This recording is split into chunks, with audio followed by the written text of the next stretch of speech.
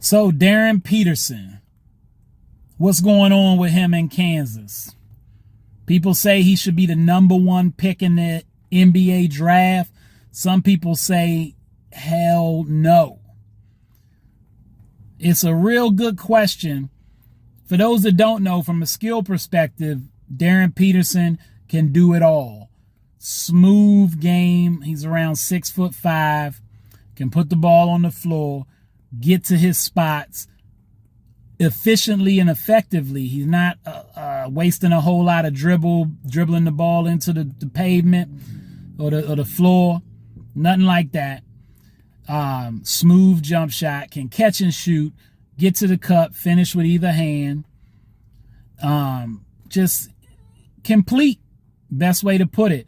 I've heard comparisons to Kobe Bryant, Ray Allen, bunch of different guys, you know. And so from a talent perspective, he is a top 3 to 4 pick. Some people say number 1 pick in the draft. Problem: he's only playing like 50% of the games in college.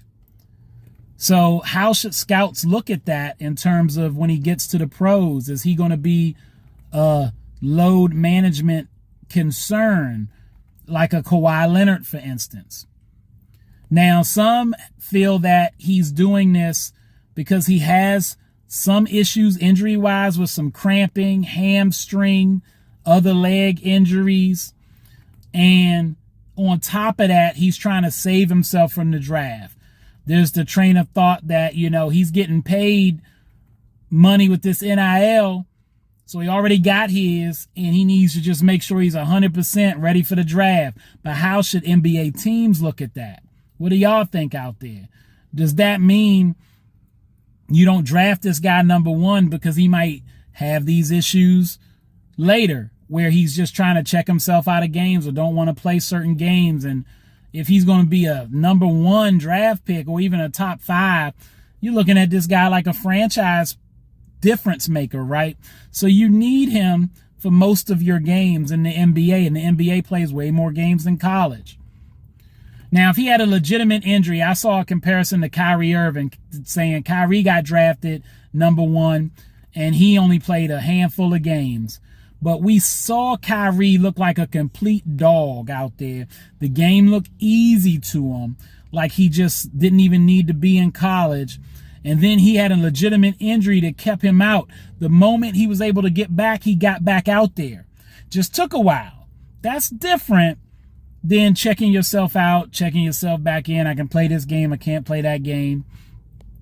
And if it is a legitimate injury concern where I just physically can't go that often, that in itself is a concern, right? Should be for a pro team. You're going to invest in this guy. Now, I live in the Washington, D.C. area. I love what the Wizards been doing so far, getting Trae Young, getting Anthony Davis, who is not known for being available, but it's the Washington Wizards. We got to take what we can get. And we've got 2 nice veteran star pieces there. And they're not going to play these guys much, or if at all, in an effort, I think, to get this number 1 pick, or at least a top 2 or 3 pick. And I'm here to tell you, as a Washington Wizards fan, a guy that lives in the area, I would be hesitant to get Darryn Peterson, even though I think him and Trae Young from a skill perspective sounds very enticing. But we need a thoroughbred in Washington, top flight draft pick that we know we can count on that's going to play 70 games a year. Definitely coming out the gate as a rookie. We got to expect 70 to 75 games, if not 82. They don't do that anymore. But we need a guy that can play and get buckets. So maybe AJ is a better pick, you know? What do y'all think about Darryn Peterson? Is he a guy that you use your number 1 draft pick on? Do you use a number 2, 3, 4, or 5 on him? How is this affecting his draft stock? Is he just that good that you just take a risk? You can interview him, talk to him, But no matter what he tells you, he made a business decision in college to play less games, whether it's legitimate injuries or he's exaggerating them.